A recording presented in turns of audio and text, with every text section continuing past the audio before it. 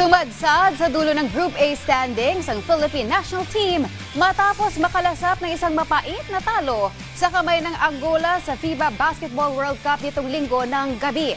Ang kabuang detalye sa ulat ni Rafael Bandayrel.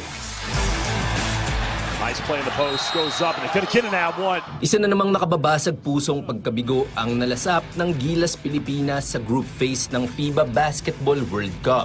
Napayuko ng Angola ang host team sa score na 80-70 sa kanilang pagtutuos sa Smart Araneta Coliseum kagabi. Mainit na panimula ang ipinamalas ng mga Pinoy. Sa katunayan, pumalo pa ng 11 puntos ang kanilang abante noong ikalawang kanto.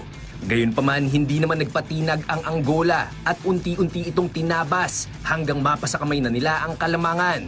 Sa huling mga segundo ng laro, 2 dagger 3-pointers ang pinakawala ni Gerson Domingos upang maselyuhan ang tagumpay para sa Angola. Dahil dito, bumulusok sa dulo ng Group A standings ang Pilipinas na may kartadang 0 wins and 2 losses. Sa kabila nito, hindi pa naman huli ang lahat para sa pambansang kupunan dahil may pag-asa pa itong lumusot sa susunod na round. Pero para mangyari ito, butas ng karayom ang dadaanan ng pambansang kupunan dahil kailangan nilang maipanalo ang nalalabi nilang laro kontra Italy at umasa ang matatalo rin ang Angola kontra Dominican Republic.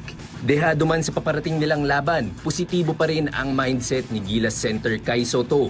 Effort namin, yung nga lang kinulang, pero siguro masakit lahat siguro ng points nila. mas maganda sana kung hindi nila nakascore, pero ngayon, konting miss rotation lang siguro. Siyempre lahat nakafocus dun sa post, lahat ready to help, good pass from Fernando. Tapos asset sila parang pang-dagger. Ito naman ang mensahe ni Gilas superstar Jordan Clarkson para sa ating mga kababayan. Yeah, we just gonna keep fighting. You know, they ain't here supporting us every night, every day.